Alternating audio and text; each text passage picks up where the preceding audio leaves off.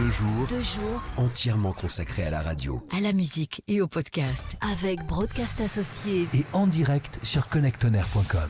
Connectonair.com. L'interview sur Connect en Air. Paris Radio Show, Olivier Rioux. Fête de la radio. Fête de la radio. Lancé ce matin pendant les assises à 9h. On est en direct ici à la scène musicale à Paris et on n'a pas encore dit, je ne l'ai pas encore dit que ce stand est magnifique quand même. Et je voulais remercier Broadcast Associés. Ce stand est magnifique, on est confortablement installé. On va faire un petit... Et je te présente Stéphanie qui va être d'accord avec nous. Stéphanie, oui, tout à fait. Stéphanie, enchantée. Bonjour et merci de nous avoir rejoints. Chargée de projet podcast à l'école de communication de l'UC Louvain. Donc université. Voilà. Projet podcast, c'est super intéressant, on en a déjà un petit peu parlé. Ça consiste en quoi ? Les élèves, les profs, tout le monde autour de vous finalement pour réaliser un projet sur une durée de combien de temps ? Alors c'est un projet pilote que l'on mène à l'école de communication donc, de l'UC Louvain en Belgique. Et en fait, moi j'ai été engagée vraiment pour ce projet qui doit durer normalement 2 ans. On verra après pour la continuité donc, de ce qu'il deviendra par la suite. En attendant, c'est donc un projet dans lequel j'accompagne des professeurs d'université dans la création de podcasts comme support pédagogique. Donc ça veut dire que les podcasts ici sont vraiment intégrés au cours d'université, sachant que le positionnement est différent pour chaque professeur. Ça peut être de la matière à proprement parler, ça peut être un complément, ça peut être une illustration, voilà, ça peut être plein de choses. On sait que les web radios se développent énormément, notamment dans les lycées en France. C'est le cas aussi en Belgique ? Oui, exactement. Et d'ailleurs, l'université a aussi une web radio qu'elle mène en partenariat avec 2 autres écoles, une de communication et une où j'étais avant, où j'ai été formée en animation radio qui s'appelle l'IAD. Et donc ces 3 écoles sont partenaires et ont une web radio justement destinée à leurs étudiants respectifs et voilà, pour déjà leur mettre un petit peu le pied à l'étrier. Les podcasts peuvent servir à la web radio ou c'est totalement scindé ? Je pense que c'est une discussion qui est dans l'air du temps, justement parce que cette radio, j'y étais aussi auparavant. On était vraiment dans l'aspect radio avec des émissions qui se faisaient en live, etc.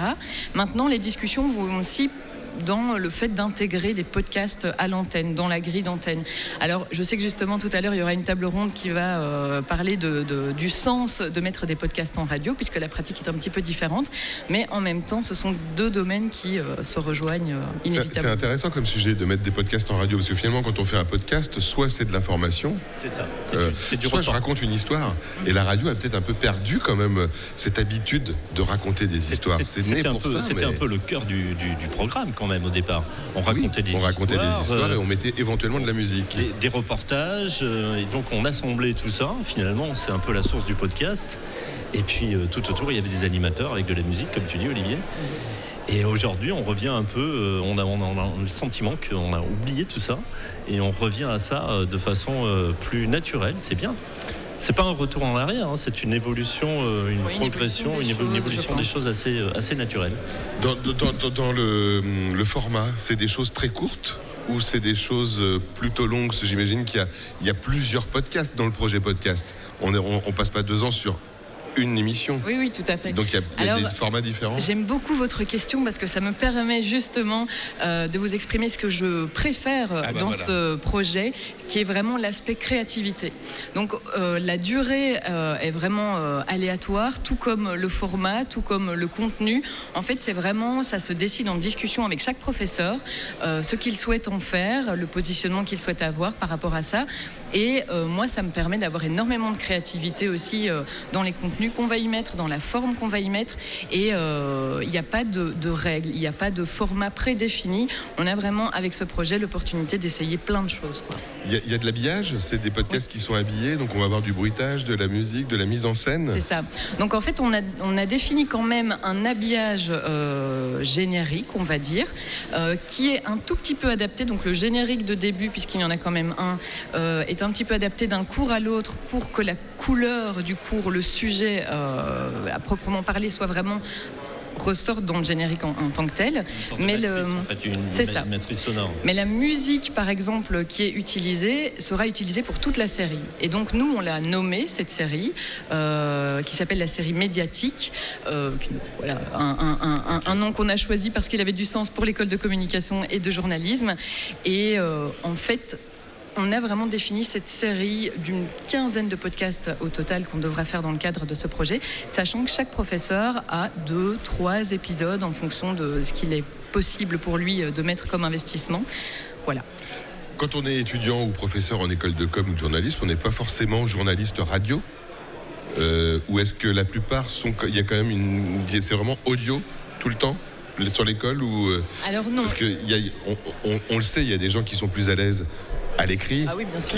qui sont des journalistes d'écrit, qui n'ont pas forcément les codes pour discuter. Et du coup, est-ce que c'est aussi l'occasion d'en pousser certains à se dépasser un petit peu, d'aller s'exprimer dans le podcast ? Oui, ça c'est le côté positif des études en communication. Et après, ils peuvent accéder soit à un master en communication dans différentes options, soit au master en journalisme.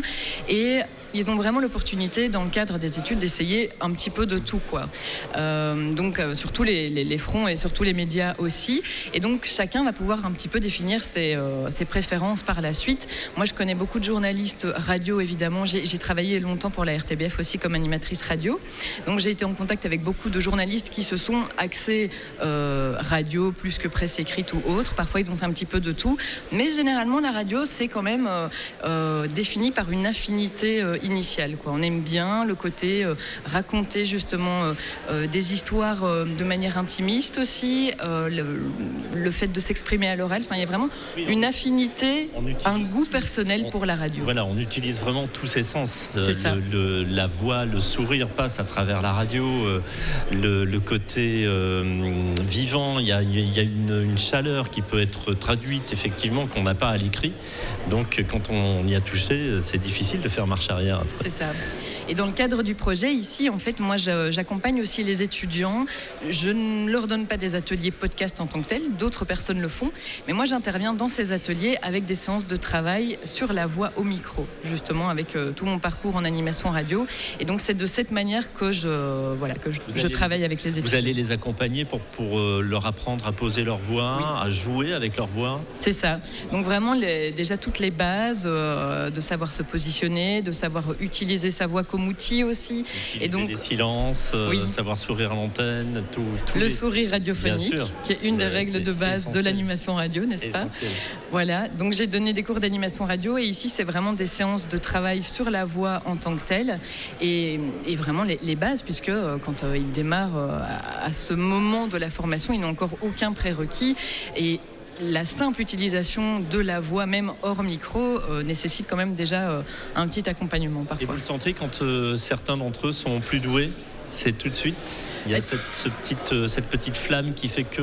Déjà, vous n'ignorez pas que il y a quand même une signature vocale qui est très très personnelle. Il y a des gens qui ont des voix déjà prédestinées, en tout cas qui sont déjà beaucoup plus audibles, on va dire, qui sont très agréables à écouter. Donc ça, évidemment, ça aide. Et après, il y a effectivement des gens qui ont de nouveau des goûts personnels, qui à côté font du théâtre, de l'improvisation, de la déclamation et qui ont ce goût pour l'oralité en fait. C'est plus facile d'ailleurs que d'avoir quelqu'un qui fait du théâtre et qui va avoir une façon de s'exprimer peut-être très très avec du coffre, etc. pour qu'on l'entende sur scène, et qui du coup c'est un peu antinomique avec le micro finalement, parce que hurler dans un micro ça va, mais il faut se placer. Donc c'est plus facile de les emmener, ou finalement ils ont tellement d'habitude dans un autre univers qu'il faut les calmer en permanence et leur dire attention, là c'est peut-être du journalisme, t'es pas en train de faire une tirade. Oui, alors ce sont des pratiques différentes effectivement, tout comme le théâtre est différent du cinéma, c'est pas du tout le même métier. C'est vrai que parler dans un micro, c'est pas pareil que de parler sur une scène. Donc évidemment, il y a toujours une adaptation aux pratiques. On doit se souvenir de ce qu'on est en train de faire. C'est plus facile de chuchoter dans un micro que sur scène, effectivement, au théâtre. De porter la voix, oui, mais l'inverse n'est pas forcément facile non plus. Quand on a l'habitude de porter la voix, c'est pas toujours évident de revenir à quelque chose d'intimiste. Et c'est le même problème entre théâtre et cinéma, en fait. Et c'est féminin, masculin, pareil, ils s'intéressent s'intéressent tous au podcast? Ou il y a Oui. une appétence plus importante? Il y a quand même, moi je pense que je crois que c'est un petit peu pareil. Je pense qu'il y a autant d'intérêt d'un côté que de l'autre, notamment parce qu'ils sont aussi dans une formation qui les prédestine aux médias de manière générale, quoi. Et le podcast en fait partie. Et quand on est chargé de tout ça, on fait attention à l'habillage, on fait attention à... En fait, c'est le produit fini, on est responsable de tout. Je fais le parcours de A à Z, de l'idée jusqu'à la diffusion finale. Et c'est audible pour nous? C'est mis en public ou c'est vraiment au sein de l'université? Pour l'instant, c'est intra-UC Louvain. C'est interne à l'université parce que ce sont des cours donc, de la matière dite scientifique, entre guillemets, donc vraiment des cours d'université. Mais il y a quand même une discussion pour proposer des épisodes publics. Voilà, notamment aussi parce que c'est bien pour l'école de communication de montrer qu'il fait ses propres podcasts. En termes de on peut être fier que les gens écoutent, voilà. Etc. Quoi. On y met du cœur. Et donc, j'imagine que quand on fabrique quelque chose comme un podcast ou une radio, c'est au départ pas forcément pour se faire plaisir, mais en tout cas moi c'est ma vision, c'est pour que des gens l'écoutent et aient plaisir à l'écouter. Donc partager ce plaisir avec le plus grand nombre. Et d'ailleurs, ce qui est très gratifiant pour nous, c'est que les retours des étudiants sont extrêmement positifs. Évidemment, ils aimeraient pouvoir télécharger, avoir le texte à côté pour que ce soit plus facile à étudier, etc. Donc ça, on s'y attendait. Mais par contre, les retours sur la qualité, sur le fait d'avoir des supports de ce format, etc., vraiment, les retours sont très, très positifs. Il y a du très bon matériel, si j'ai bien compris. On essaie. En plus, très bien, très bien. En tout cas, merci beaucoup. Merci à vous. À 13h, si vous êtes sur le salon, vous allez pouvoir participer avec vous au nouveau chemin de la formation audio. C'est ça. Donc c'est la table ronde que je modère et dans laquelle je vais intervenir. Alors c'est génial. Elle est modératrice, puis elle dit ouais mais moi j'aimerais bien parler aussi. Oui. Mais c'est-à-dire qu'en discutant avec l'un des responsables, il a quand même estimé aussi que ça pouvait être intéressant d'aborder ce sujet qui. Elle va s'auto-modérer, c'est chouette. Illustrer le sujet. C'est génial. Vous allez vous auto-évaluer après ou pas? Non, mais je me fais confiance pour avoir une répartition équilibrée des choses. C'est exactement ce qu'il fallait dire. En tout cas, merci beaucoup. Merci à vous. Vous êtes sur Connect On Air. Connect On Air. Connect On Air.